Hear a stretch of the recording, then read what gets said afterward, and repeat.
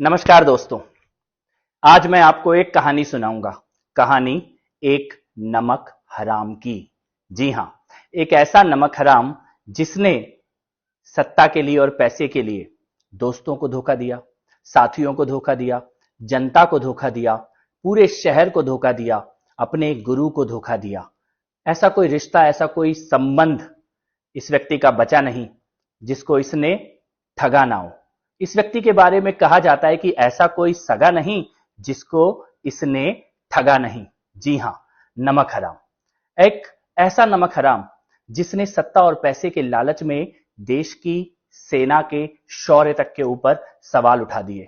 एक ऐसा नमक हराम जिसने तब तब देश के खिलाफ बोला जब जब देश के दुश्मन चाहते थे कि कोई देश के अंदर से देश के खिलाफ बोले। एक ऐसा नमक हराम जिसने सबसे पहले तो यह झूठ बोला कि वो इनकम टैक्स कमिश्नर था और बाद में यह तथ्य सामने आया कि वो कभी इनकम टैक्स कमिश्नर था ही नहीं। एक ऐसा नमक हराम जिसने अपनी नौकरी से नमक हरामी की, वहां से भागा और उसके बाद झूठ और फ्रॉड के आधार पर एक एनजीओ चलाई, झूठ और फ्रॉड के आधार पर एक आंदोलन खड़ा किया और उस आंदोलन के गुरु के साथ ही नमक हरामी कर दी। और ना केवल उस आंदोलन के गुरु को धोखा दिया, बल्कि लोग तो यहां तक कहते हैं कि इस नमक हराम ने उस आंदोलन के गुरु की अस्पताल में हत्या तक करवाने की साजिश रचवाई। एक ऐसा नमक हराम जिसके बारे में कहा जाता है कि चुनाव जीतने के लिए आंदोलन की सबसे पॉपुलर दलित महिला साथी की हत्या करवा दी और बाद में उस महिला साथी की जब मां इनके घर आई तो अपने घर से इसको धक्के देकर बाहर निकाल दिया। इस नमक हराम ने सबसे पहले कहा कि मैं पार्टी नहीं बनाऊंगा, पार्टी बनाई। फिर इस नमक हराम ने कहा कि मैं चुनाव नहीं लड़ूंगा, चुनाव भी लड़ा। फिर इस नमक हराम ने कहा कि मैं गाड़ी बंगला नहीं लूंगा और फिर एक ऐसा समय आया कि देश के सबसे अय्याश बंगले में यह नमक हराम रहने लगा। इस नमक हराम ने सत्ता के लिए ऐसा कोई छल, ऐसा कोई प्रपंच नहीं है जो ना किया हो। जिसके ऊपर इस नमक हराम ने आरोप लगाए, बाद में उन सबके तलवे चाटे, उन सबके जूतों में दाल पी।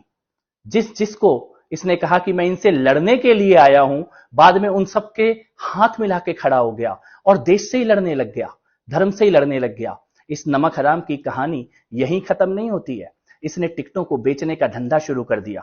आंदोलन के और पार्टी के साथियों को सत्ता में आते ही एक एक करके चुन चुन के पीठ पर छुरा भोंकने लग गया, मारने लग गया, खत्म करने लग गया, बाहर करने लग गया।